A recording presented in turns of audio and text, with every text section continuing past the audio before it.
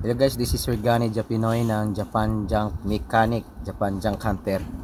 Guys, naalang ko ano siya nyo guys, i-share para po sa mga mga ah, mechanic electrician po. Every mechanic electrician po is dapat po meron po tayong ganito na gadgets. Dati guys, ganito po siya ganito lang po yung gamit natin. So, ito po ay test bulb, no?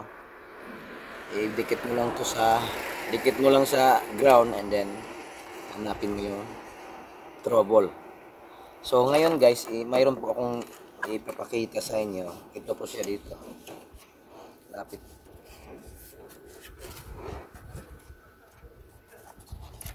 Ito po siya, oh.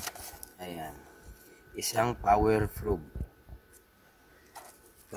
tester po siya guys. So itong tester na to is used na siya guys.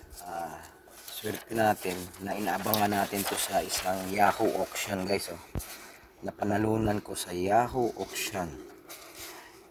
Ang treat nila nito is junk na siya guys, junk na. So naging na lang siya, 8,800. Yung kasamang shipping fee naging 9,000. So ayan. So buti na lang wala akong maraming nag-likes pero walang nag-bid. Ako lang ang nag-bid. So kasi nilagay nila as junk kasi sira ba, wala dito. Wala yung test prod dito pero may pinalit silang ibang test prod. Ayan ito. Ito na yung pinalit nila na test prod, yung sa test prods ng tester. Kasi kasya din siya sa 4mm. Pero okay na rin para sa akin guys Okay na rin para sa akin kasi mas siya. Mas very handy kung mag-check ka dito, for example ganyan. Mag-check ka. Mas very handy siya. Hindi dito wala magpindot. So, ngayon guys, ipapakita ko sa inyo kung bakit kailangan ng isang electrician ito para mapadali yung trabaho mo. Sige. Ito na. Ang kasama nito guys, itong mahaba yan. Itong mahaba na pwedeng hanggang sa likod guys, sa likod ng sasakyan. Pwede ka mag check. And then may kasama din siyang extension at saka yung sa cigarette lighter na plug. So ngayon, i-demo natin. Gaya nito. Itong alligator clip. Yan, alligator clip. Lagay mo lang sa positive negative.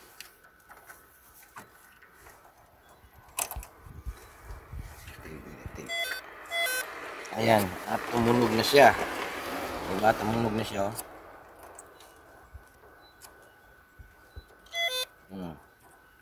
At saka may kasama pa siyang LED lights guys. Para pang lights sa mga i-check mo. Ganito lang siya guys. Pag naikabit mo na to guys, itong gadget na to, mayroon na nagbibit-bit na siya ng positive at saka negative dito sa niya, sa system. Ito si negative, ito si positive. Ayan, negative si positive. Nakakabit yan. For example, nag-check ka nito, natin. Dito tayo. Makikita ba? So, ganyan siya. Sa fuse. Ganyan. Kung mag-check ka ng fuse, ganyan. So, may na-detect siyang, meron siya na-detect. Lagyan natin ng, buzzer yung, speaker. May na-detect siyang positive. So, umilaw dito, positive. Dito, negative. May na-detect siyang positive. Ganyan. So alam mo kung may mga putok na fuse. And then for example naman, relay, nag-check ka ng relay guys. Ito yung relay, nag-check ka. Tatanggalin natin. Ganito yung pinaka the best nito. Ganito lang siya guys. Ito may kasama to siyang negative, diba? So ito yung negative niya. Ayan. So i-check mo muna doon saan yung positive.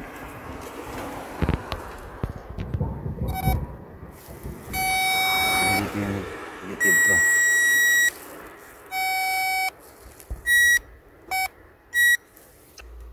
So negative dito, positive dito. Ganyan lang guys, oh.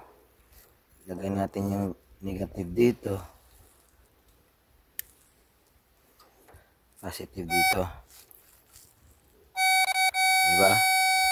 And then, lagyan mo siya ng positive para magtitik siya. Tanggalin mo natin yung sauce. Lagyan mo ng positive. Yan, oh. So, functional siya. Nagpa-function siya. Okay. Okay yung relay. Ganyan. So, nandito lang si positive at si negative. At saka example naman, pag kung ang ilagay natin is si negative. Dito naman tayo. Dito sa bulb. For example, nag-check ka ng wirings. Bakit hindi umiilaw yung bulb natin? Ito. Nag-check ka, bakit hindi umiilaw? Then tinitingnan mo dito. Ganyan. Buzzer. Na-check mo, may positive naman siya. Nakikita mo, may positive naman siya. Then dito sa kabila, walang negative. So, wala siyang negative, positive pa rin yung nasa line. So, dito yung negative, positive dito. Pwede mo siyang guys, ganyan, no? Pwede mo i-try kung hindi ba pundido yung bulb mo. Dito negative to, sa taas positive. So, lagyan mo ng negative. Ayan, oh. Umilaw na siya. Hindi ka na kailangan maglagay pa ng wire para magbitbit ng positive. Nandito na lahat sa itong power probe, itong test probe, no? Nandito na lahat, oh. Kailawin mo. At saka kung magkakamali ka guys, malagyan mo siyang positive. Pareho naman. Yung magka-short yung ito, si negative at si positive, ito magka-short to. Ang mangyayari is yung meron din itong circuit breaker dito. Naprotektahan niya yung gadgets natin at saka yung yung wiring. Meron din itong continuity guys. For example ito. I-test mo siya ng continuity. Ganyan. Siyempre, wala kang makita dyan, di ba? Wala. Continuity yung hanapin natin. Kung may putol ba sa linya. Di ba wala kang nakita? Putol yung linya. So, ang gagawin mo, for example ito, putol siya. Kabit natin, and then, test natin siya. Lagyan natin ng buzzer. Pag ganyan guys, continuity yan. Pag putol yung linya, wala.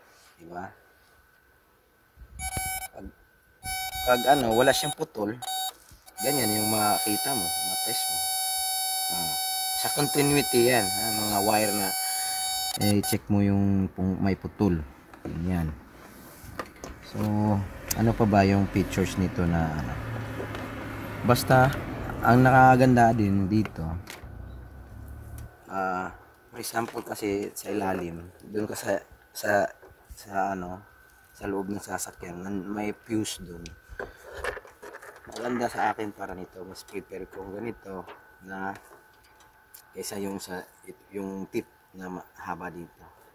Kasi ganyan, kung sa ilalim for example, doon sa loob, mas ginaganon mo lang to sa flashlight and then nag-check ka sa fuse. Ganyan ba? Ganyan, yung style. I-check mo yung fuse habang nagla-lights ka rin.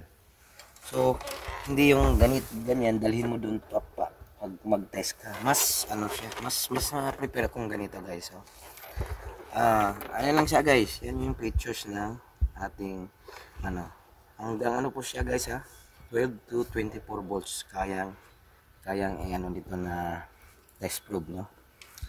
So, yung dating gamit ko, talagang talagang ito lang talaga, dati, ganyan lang.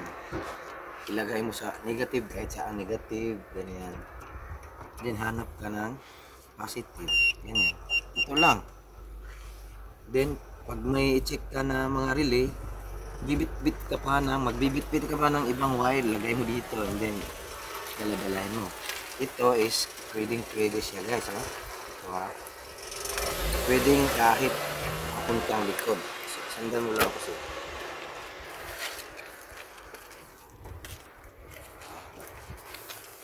Ito tayo. Gaano siya kahaba.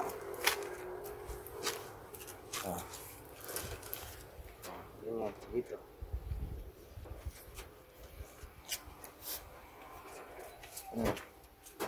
Mahaba siya, di ba?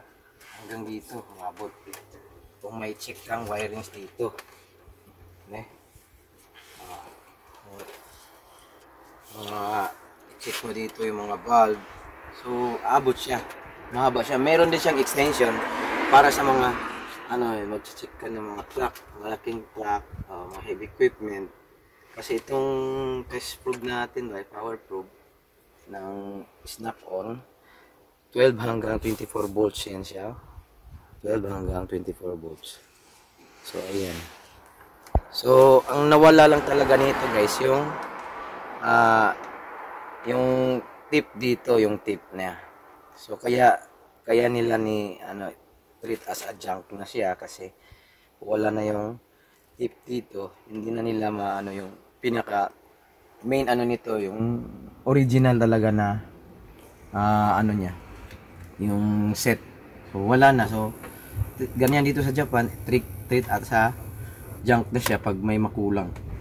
So, yung presyo hindi na pwedeng presyong pa rin kasi kung bibilhin mo to siya sa ngayon guys, kahit sa Amazon, itong set na may box siya, hard case, umabot din sa 3 lapad guys, 1,000 mahigit, no? 3 lapad, 1,000 mahigit. Samantalang ito, used na siya, 9,000 is okay na para sa akin.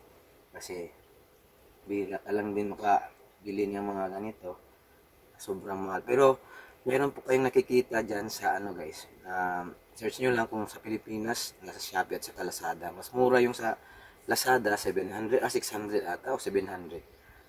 Pero rin siya, parang pare-pareho na rin yung features nito doon. Meron lang sigurong naiiba, pero pwede na rin yun siya guys. Kasi basta mayroon kang daladalang negative. Ayan, itong probe na to, may bit-bit na negative, may bit-bit na positive. Ganyan. So guys, yun lang po guys yung mai-share ko sa inyo. Dapat mga auto electrician, ito pinaka-the best na gadgets na tester natin. Test valve yung dati natin. Ngayon ito na talaga. Mas mapadali yung trabaho natin at maiwas sa mga talaga delay, no? So, yan. Power probe. So maraming salamat po. This is your Danny Japinoy ng Japan Junk Mechanic ng Japan or Junk Hunter ng Japan. Sige, maraming salamat po guys. Thank you.